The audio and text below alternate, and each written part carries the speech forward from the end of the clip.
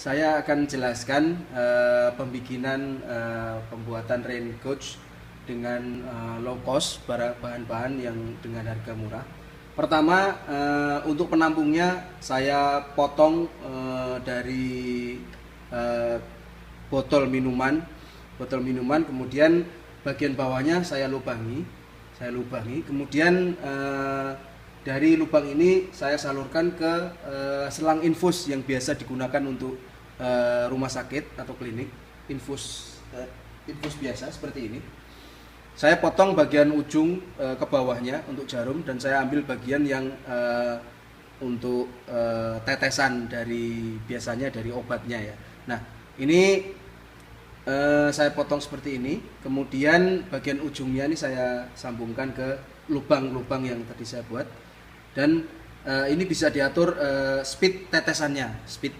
Nah, bagaimana cara mengukur setiap tetesan, counter untuk setiap tetesan?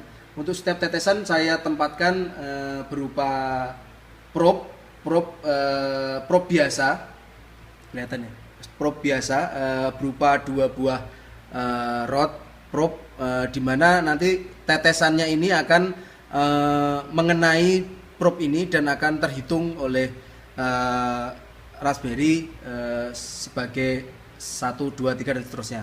Jadi ini probe ini untuk menghitung berapa jumlah tetesan yang turun.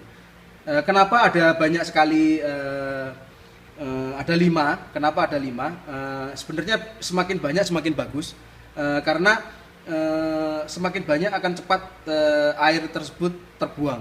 Jadi tidak lebih real time. Jadi ketika hujan berhenti dia juga habis airnya. Jadi lebih real time, semakin banyak. Nah, untuk kali ini saya praktikum dengan menggunakan 5 buah selang infus. Nah, dari probe tadi saya solder, kemudian saya kasih kabel, taruh beberapa rangkaian, di mana rangkaian ini sebenarnya hanya untuk memberikan tegangan di sini. Jadi ketika ada terlintasi air, jadi konduktivitasnya akan berubah, dia akan seperti short circuit, kemudian dihitung 1. Kemudian dari sini kita ambil digital input Raspberry-nya, dan kemudian saya bikin program sederhana di sini. Bisa lihat program sederhana.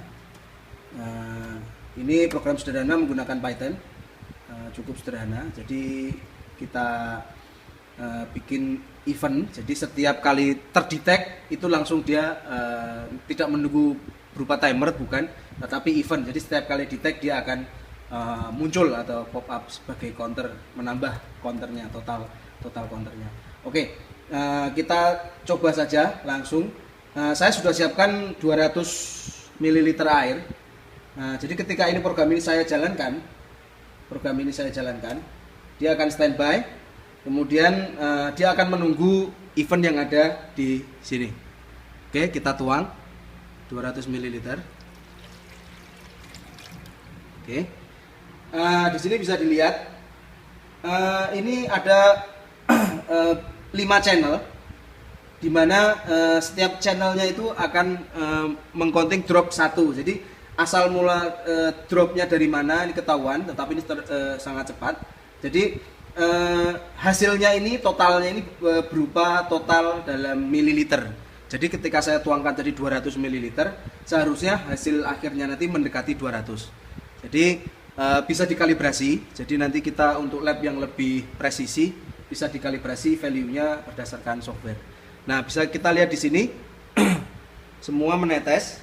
Jadi semua menetes. Kemudian signalnya akan terlihat berupa LED. Kelihatan ya? LED ya. Oke.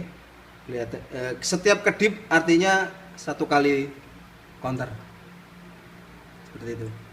Nah, mungkin nunggu terlalu lama videonya, bisa kita cut dulu, nanti akan menunggu hasil akhirnya ini setelah mendekati angka 200. Kita lihat di sini setelah kita menunggu beberapa saat, tepat di sini air yang menetes itu sejumlah 200, sekian mili. Ya, bisa kita adjustment nanti menyesuaikan dengan berapa. Ini masih ada beberapa tetes lagi yang menambahkan hampir 1 milian lah ya, 1 mililiter, sangat kecil sekali. Nah, ini benar-benar habis, di tampungannya benar-benar habis sampai tetes terakhirnya. Jadi ke tingkat presisinya bisa dikatakan lebih bagus untuk mengukur sebuah curah hujan. Nah, ini hasil akhirnya. Nah, di sini terdapat totalnya. Nah, dari sini nanti kita bisa kembangkan di controllernya. Kita bisa kembangkan di controllernya. Kita send via modem ataupun send via GPRS dan lain-lain ke server. Jadi kita tahu dalam satu hari ada berapa milimeter. Dari mililiter ini kita bisa convert ke milimeter ya, by software. Jadi kita tahu dalam sehari itu berapa milimeter curah hujan yang ada di sebuah daerah ditempatkan sensornya ini. Demikian, semoga bermanfaat. Terima kasih.